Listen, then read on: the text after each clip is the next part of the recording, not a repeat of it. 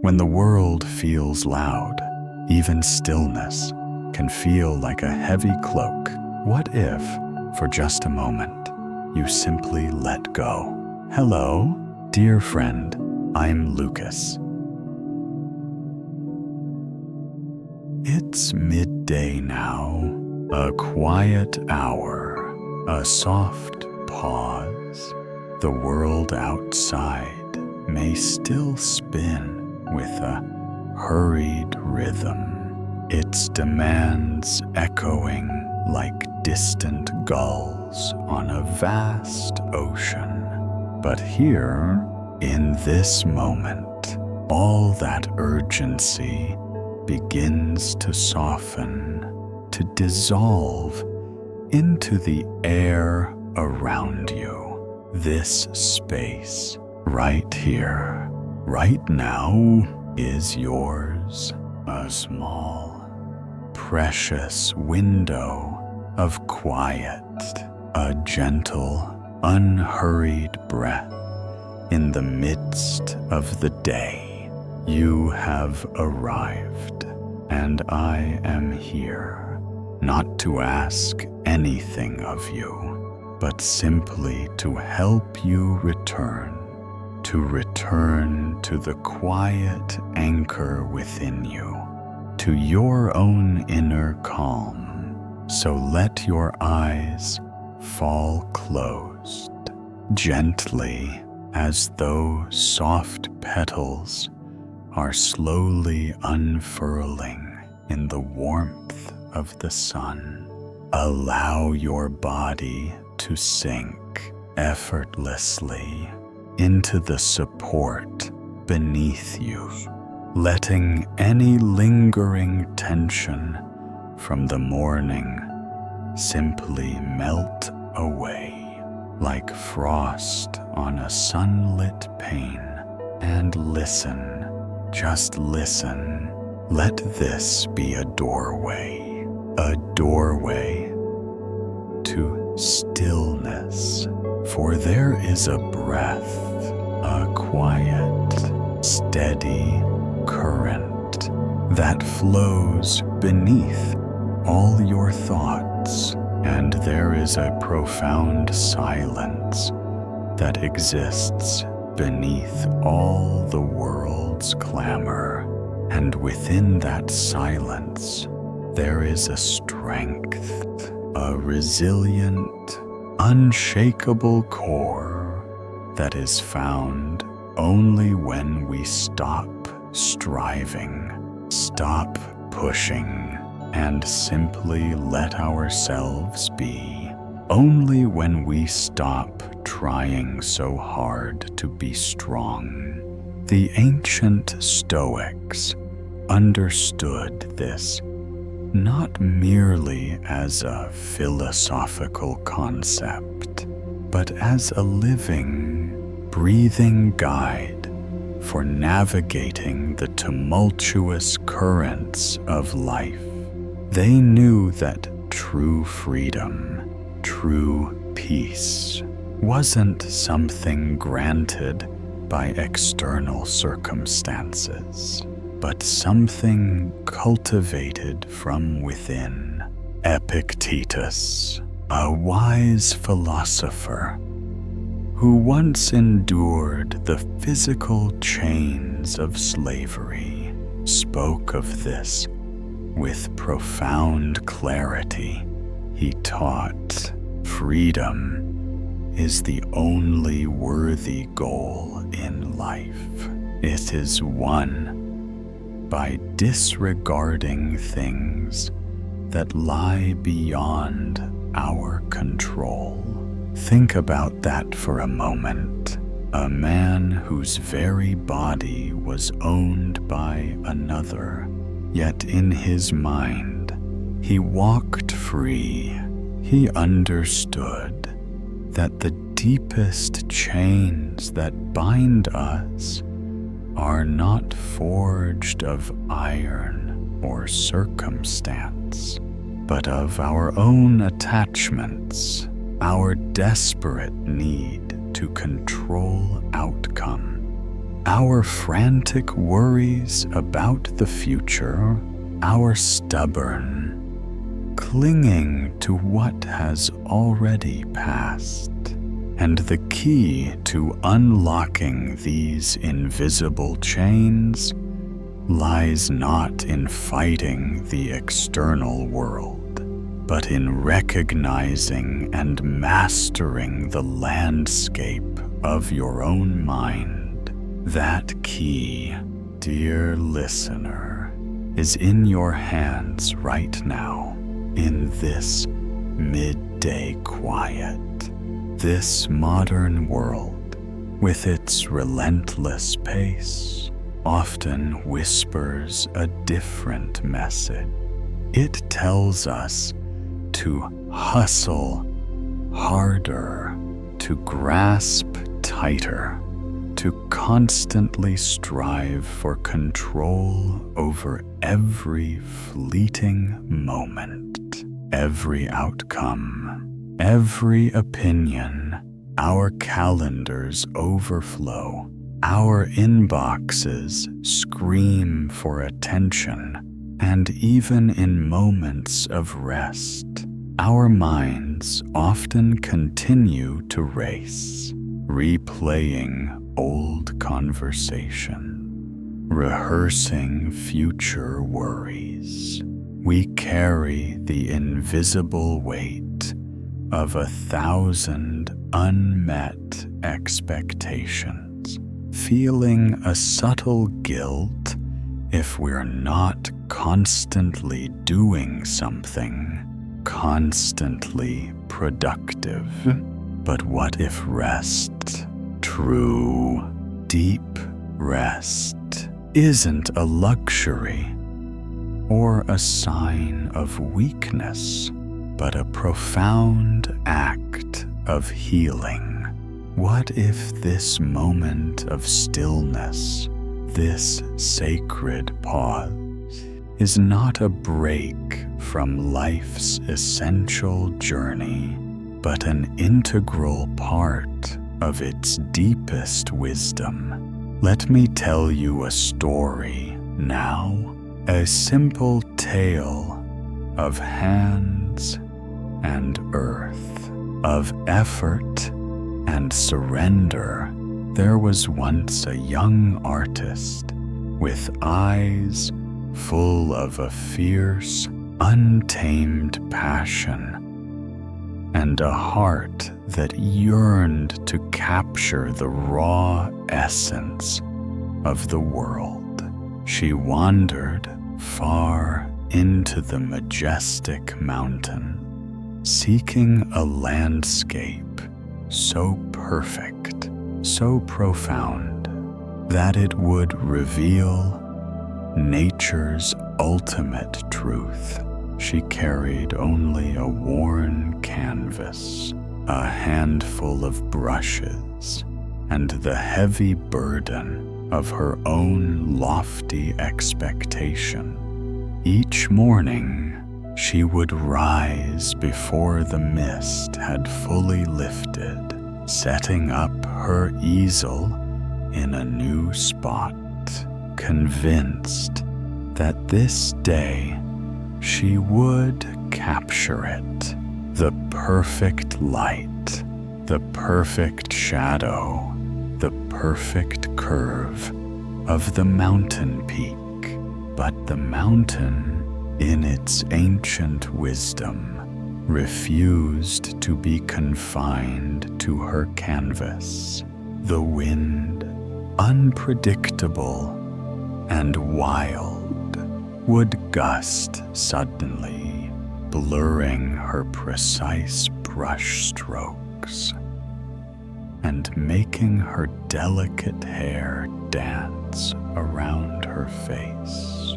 The sun, a fickle companion, shifted its golden embrace every few minutes, transforming the colors of the rocks and trees faster than her hand could follow. Clouds, like silent, ethereal giants, dance would sweep across the sky, casting fleeting shadows that defied her attempts to capture their fleeting form. She felt a growing frustration, a gnawing irritation. The more she tried to control the scene, to force it into her artistic vision, the more it seemed to elude her. Her strokes became rigid, her colors muddied, her spirit heavy with a sense of failure. She believed she was fighting against the mountain, against nature itself.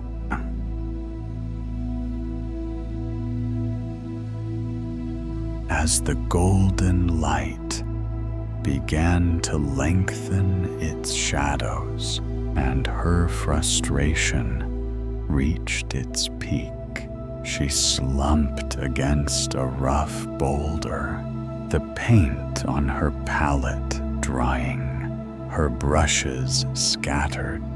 A very old monk with a face like ancient parchment and eyes that held the quiet wisdom of centuries slowly passed by. He paused, observing the young artist with a gentle smile that reached his eyes. He said nothing about her painting, nothing about her technique. He simply offered a truth, softly, like a leaf falling onto still water. "My child," he said, his voice a low, melodic hum. "You cannot paint the wind. You cannot capture the sun's fleeting dance, nor command the mountain to hold its breath for your brush. But you can become still enough to feel it, to let the wind breathe through you, to let the sun's warmth seep into your skin, to allow the vast silence of the mountain to fill your very being." The young artist, exhausted by her own striving, closed her eyes. She drew a deep, slow breath, filling her lungs with the cool, crisp mountain air. And as she exhaled, she released, for the first time, her desperate need to control, to capture, to conquer. She let go of the frantic chase for perfection. She surrendered to the moment, to the uncontrollable beauty around her. And in that surrender, something shifted deep within her. For the very first time, she stopped trying to capture the mountain. She let the mountain capture her. She felt its immovable strength, its ancient patience, its silent wisdom soaking into her spirit. This, dear friend, is the profound secret the Stoics left us. It echoes in every quiet corner of their ancient texts. We do not conquer the world by force, nor do we master life by bending it to our unyielding will. Instead, we learn to understand it, to live in harmony with its immutable laws and its ever-changing rhythms. By cultivating stillness within ourselves, just as you are now, still, quiet, breathing. You don't need to hold the mountain in your grasp, to wrestle with its formidable presence. Instead, allow it to hold you. Let its ancient strength support you. Its timeless wisdom remind you of your own inherent resilience. Let this room, where you have chosen to rest, be your sacred refuge. Let each gentle, unforced breath be a profound act of release, of letting go of the invisible burdens you've carried. And let this midday nap become your tranquil return, a return to the quiet anchor of self, the place where true peace resides. Take a slow, deliberate breath in through your nose, soft and steady, feeling the cool air fill your lungs, expanding your chest with a gentle, silent knowing. Out through your mouth, like mist on still water, releasing anything that no longer serves you. Again and again, let each breath become smaller, quieter, deeper. You are not simply doing nothing. You are engaging in the most profound act of self-care. You are healing. There is no urgency here. In this sacred space, you've created no shame in allowing yourself to rest. No inherent virtue in constant exhaustion. There is only now, only this breath, rising and falling in its perfect, unhurried rhythm. Only this moment, with its quiet gola, illuminating the path back to your deepest self. I whisper now, as your eyes grow heavier, as your conscious mind begins to soften its grip. You are safe. You are here. You are whole. The world will wait for you. It always does. Let go. Fall into stillness. Chapter 2: The Garden of Presence. Your mind can feel like a battlefield, but what if it's a garden? Tonight, let its stillness find you. Breathe. Welcome back, dear friend. Or perhaps you never left. Perhaps you've simply been sinking deeper into stillness. This moment, too, belongs to you. There's no race, no pressure to sleep, only this breath, this gentle unraveling of tension. Let the light grow softer inside your body, inside your thoughts. The outside world may still be loud, but here, we are far from the noise. Now we step into the garden. The Stoics, those ancient masters of inner peace, knew this truth intimately.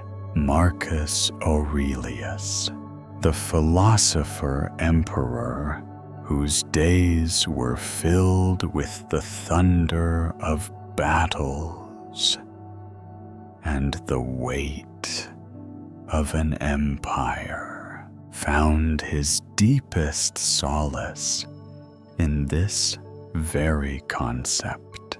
He wrote in the quiet wisdom of his own journal, "Nowhere can man find a quieter or more untroubled retreat than in his own soul."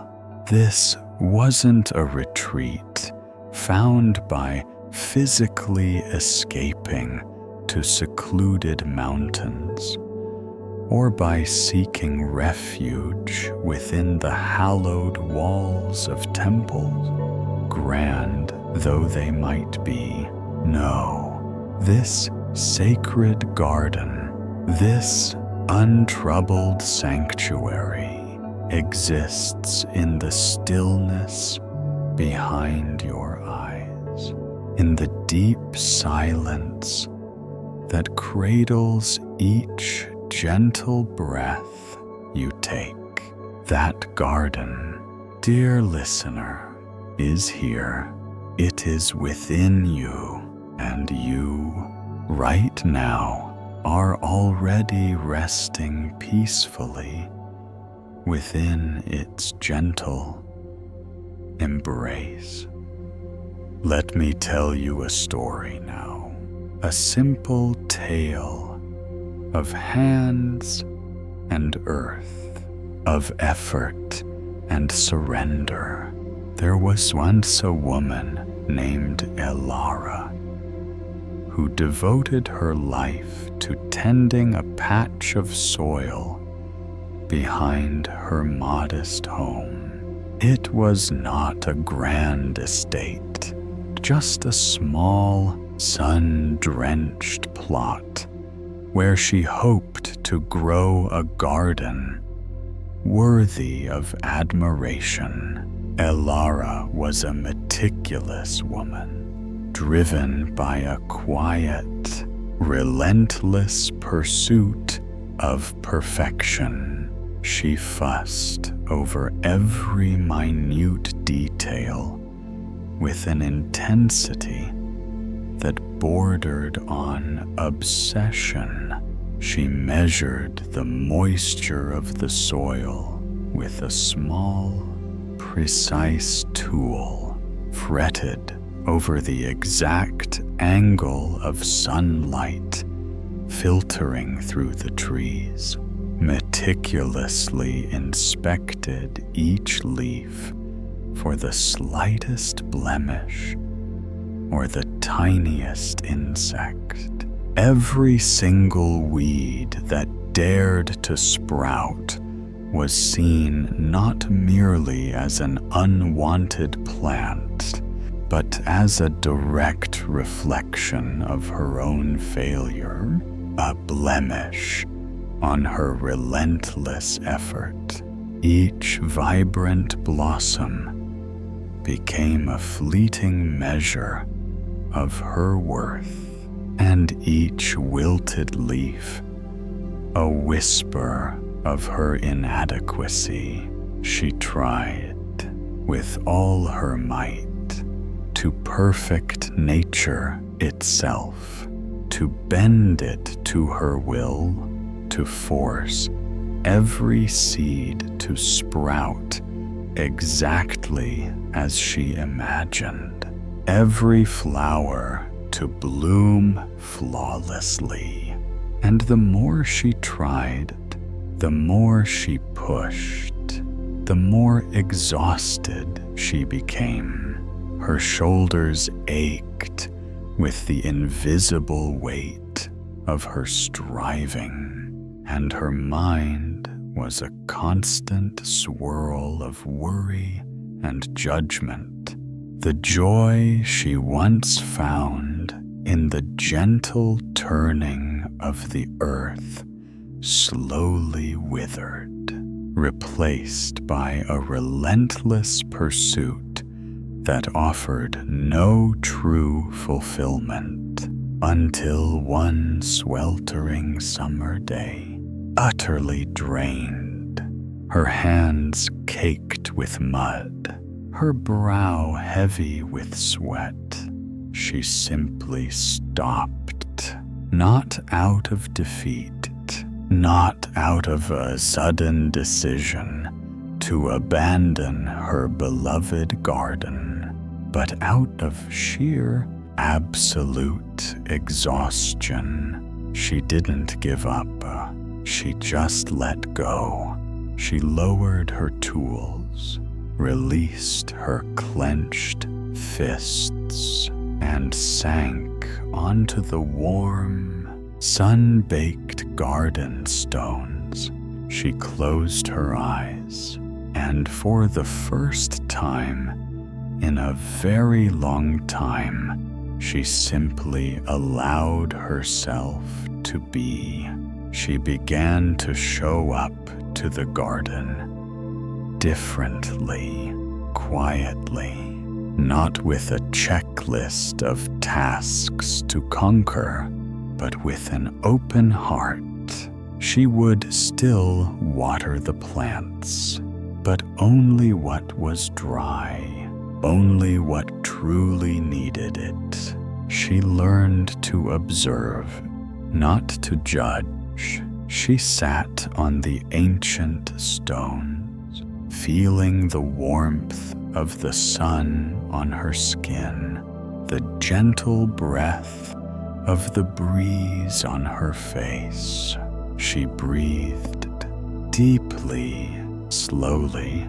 She watched the clouds drift lazily across the sky, heard the distant hum of bees, felt the soft pulse of the earth beneath her, and slowly, almost imperceptibly, the garden began to change.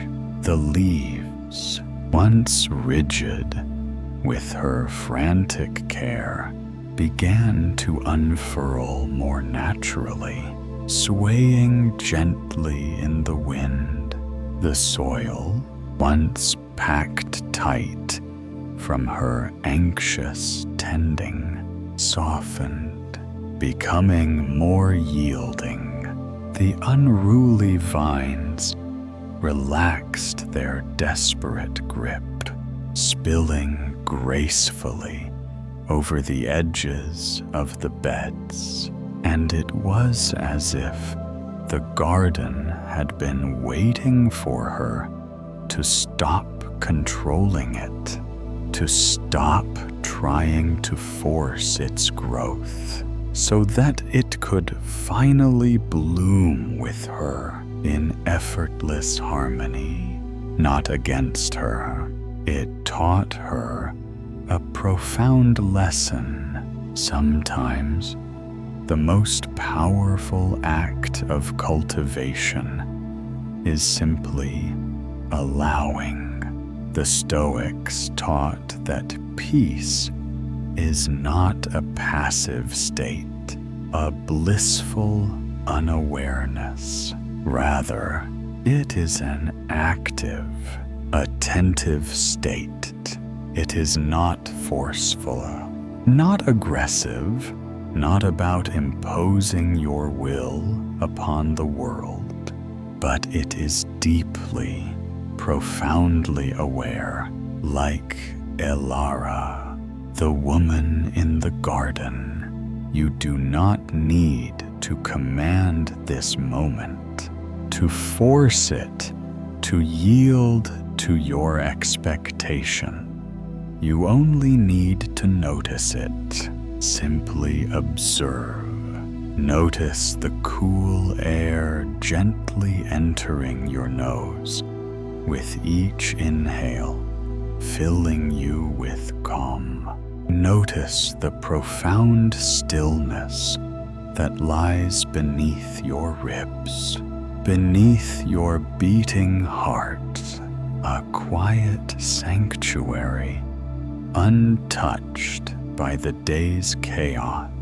Notice the subtle lightness, the delightful sense of weightlessness that begins to rise within you as you gently surrender your grip on worry, on striving, on the need to be on. You are not broken. You are not running late for anything important.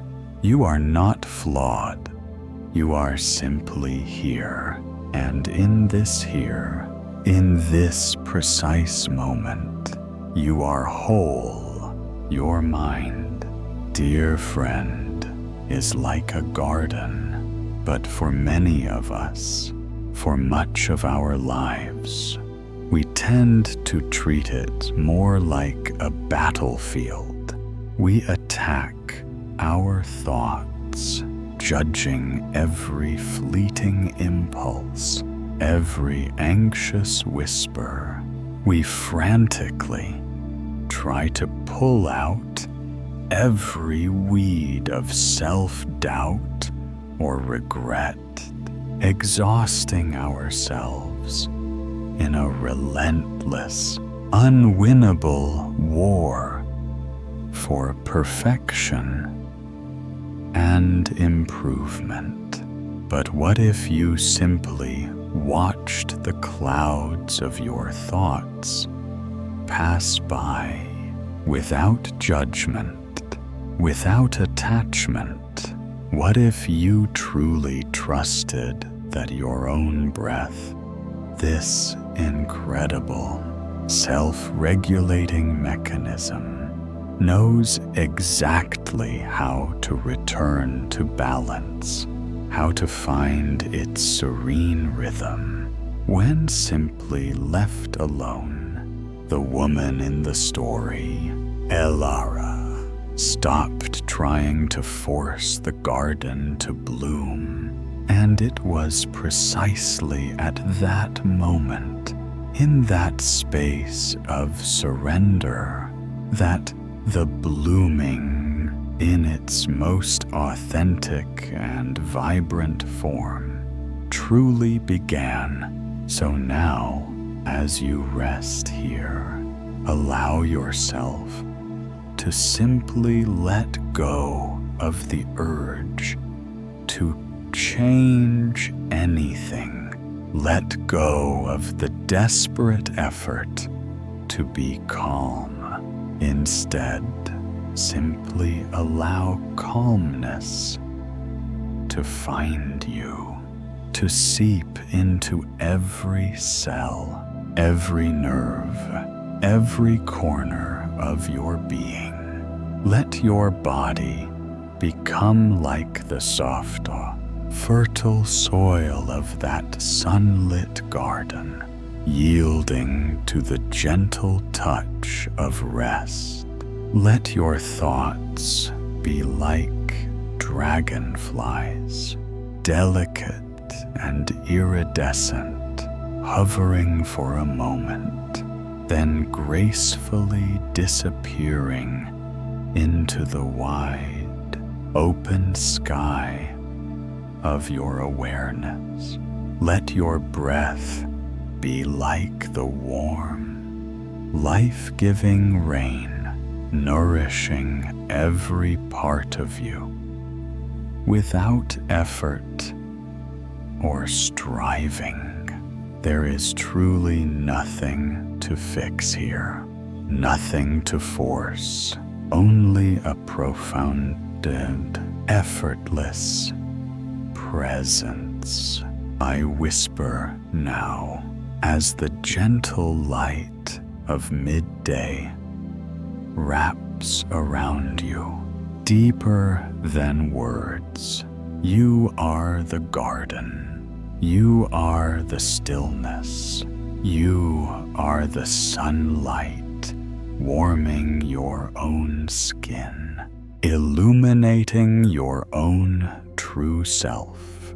And I am here, quietly, watching over your sacred rest. Let go, fall deeper, sleep safe. Chapter 3. The sky beneath you. You've carried too much. The world can wait. Tonight, discover the sky beneath your feet. Breathe. Let go. Welcome again, dear traveler, and welcome deeper still. You've journeyed far with me, not across vast distances of land, but into the profound depths of your own being, through the quiet currents of the doorway to stillness, to the gentle embrace of the garden of presence. You have allowed yourself to release, to be. And now, as the midday light gently softens into the long, stretching shadows of the afternoon, we arrive at the quietest part of this inner stream. Here, the very breath is shallow, almost a whisper, and the world outside no longer asks for your voice, your answers, or your striving. In this sacred space, you don't need to think, you don't need to decide, you don't need to solve. Here, you simply get to be. The Stoics, in their profound wisdom, often spoke of inner fortresses, not towering walls built of granite or iron, meant to repel external threats, but sanctuaries forged from stillness, from self-awareness, and from an unwavering acceptance of reality. Marcus Aurelius, the philosopher-emperor who navigated an empire fraught with wars and plagues, penned this timeless truth in the solitude of his meditations. Nowhere you can go is more peaceful, more free than within yourself.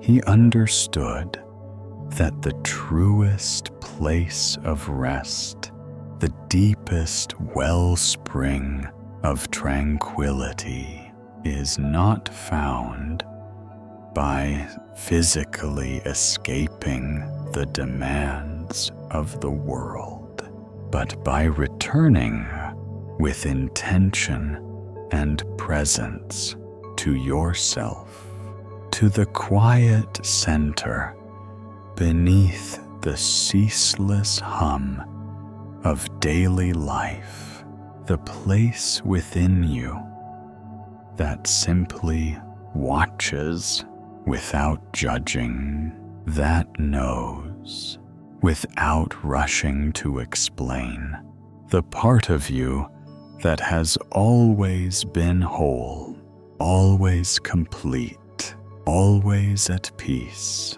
Often, in our hurried modern lives, we mistake activity for progress and worry for preparation.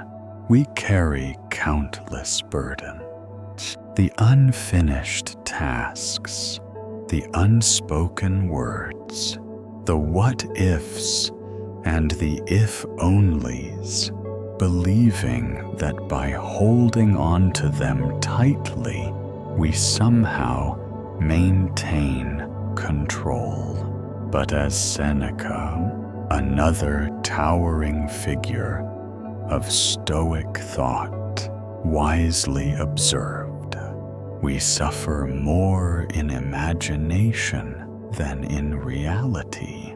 This profound insight reminds us that the vast majority of our mental anguish is self-inflicted, born not from actual external threats, but from the vivid, often distorted stories we tell ourselves about them. Fear, in this sense, is a master storyteller, painting vivid, terrifying scenarios that rarely materialize, yet consume our peace of mind long before any real challenge arrives. It thrives in the fertile ground of our unchecked thoughts, whispering anxieties that feel undeniably real, even when they are nothing more than shadows of the imagination. So, in this precious moment of pause, consider this. What heavy stones are you carrying that belong only to the realm of what if? What imagined conversations are replaying in your mind, causing you pain that has no true anchor in the present moment? Let me offer you one last story, a simple tale that holds a mirror to the burdens we often carry. There was a seasoned traveler named Kyle. For many years, Kyle wandered through the vast tapestry of the world. A relentless seeker, he traversed bustling cities and silent deserts. He devoured countless ancient scrolls and modern books, each promising a new revelation, a hidden shortcut to understanding.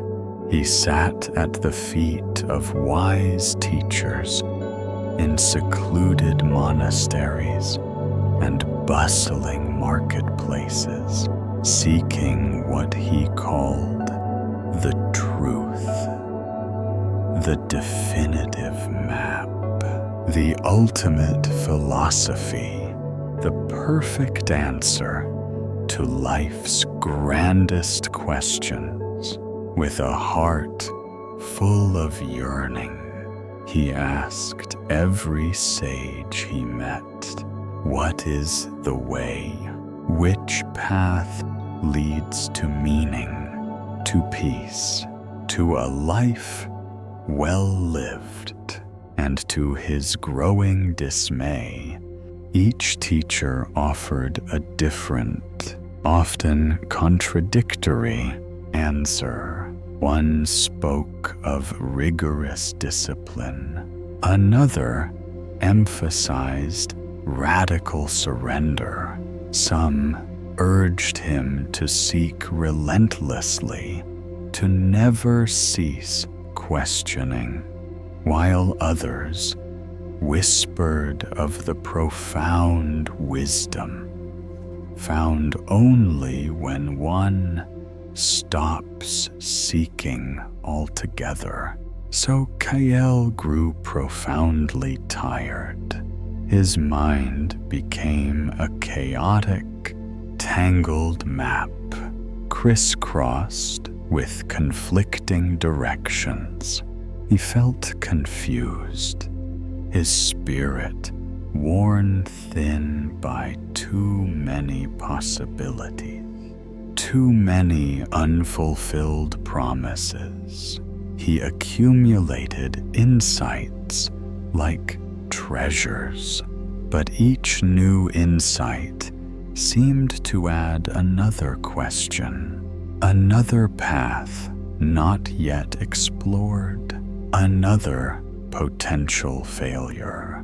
He believed that if he could just gather enough knowledge, enough experiences, enough answers, he would finally find the key to true peace. One day, exhausted by his relentless quest, his shoulders aching from the heavy satchel of books he carried, he found himself in a small, dusty village nestled deep within a quiet valley. The sun, tired from its long journey across the sky, was beginning its slow descent towards the distant peaks.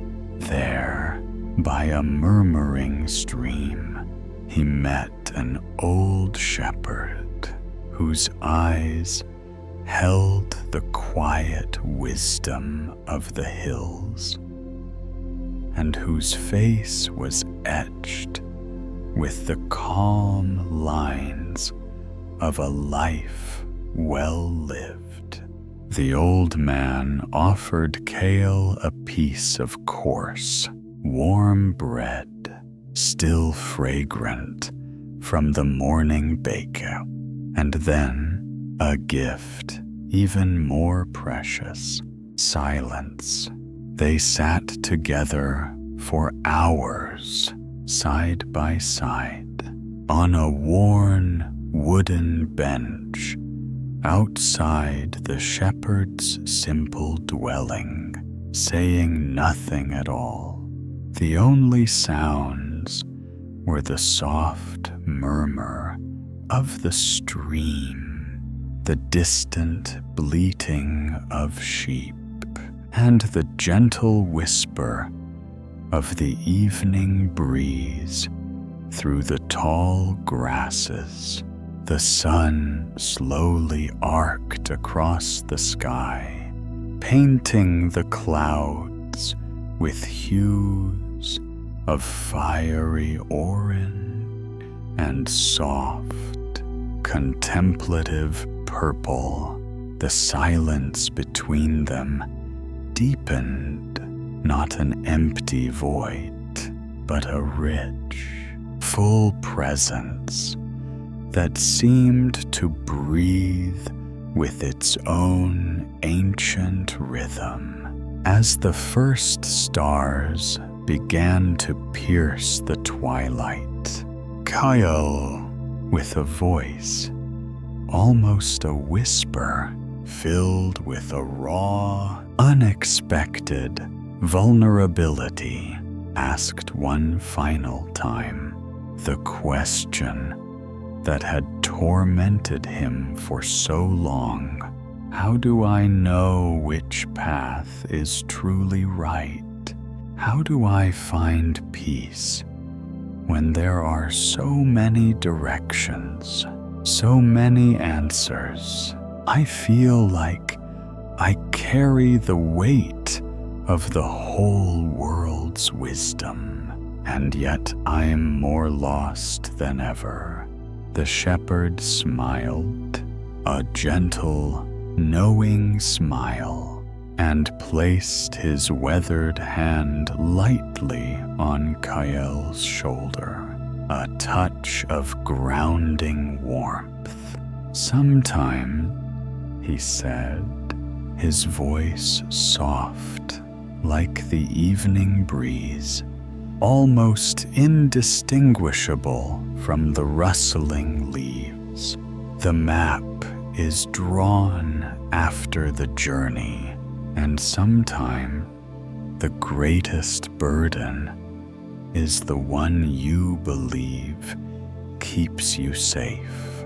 He then reached down and gently picked up a small, smooth stone from the ground. "This stone," he murmured, "it is heavy, yes, but it also tells a story. It has seen many seasons, many journeys. You pick it up, believing it holds a truth you need. But when your hand grows weary and your back aches, you realize it is just a stone. Its weight is real, but its purpose is yours to give or to release." That night, Kyle didn't resume his restless walk.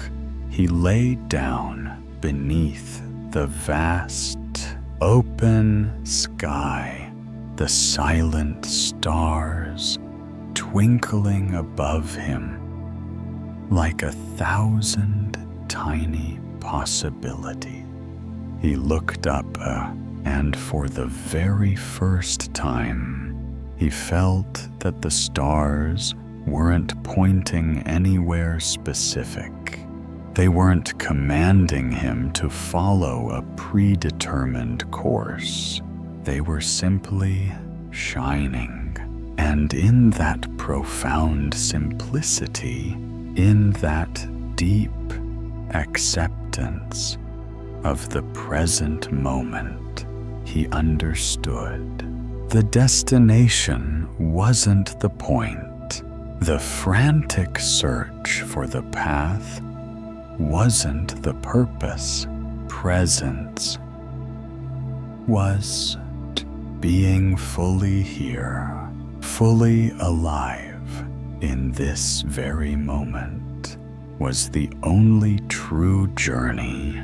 He reached for his satchel, its familiar weight, a constant companion. Slowly, deliberately, he began to empty it, not discarding the books or maps, but releasing the need to carry them constantly, to understand everything. Before he took another step, he laid them gently beside him, under the watchful gaze of the stars, the heavy satchel of books, the endless questions, the need for the definitive answer. They were the stones he had carried, mistakenly believing they held the key to his peace. He realized that peace wasn't found in collecting more answers, but in releasing the burden of needing to know everything. As he lay there, unburdened, the night air felt lighter. His breath flowed more freely, and for the first time in many years, he truly rested.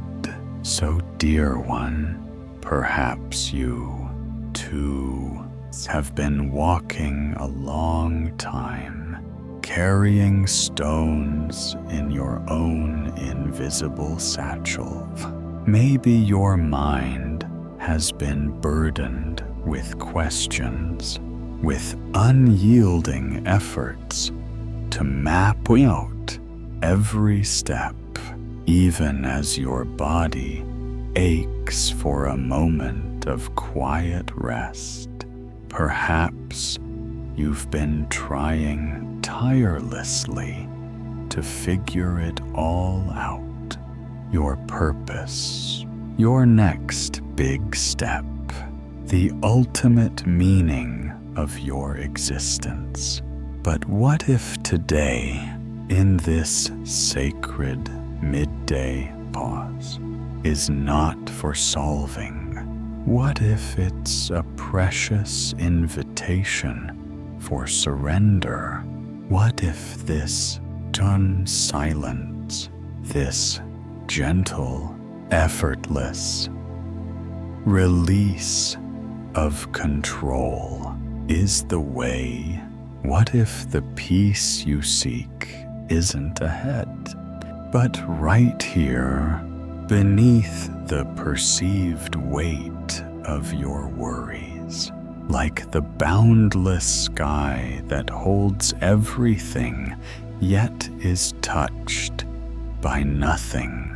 The Stoics, in their profound practicality, did not believe in a predetermined, unchangeable fate that made human effort meaningless.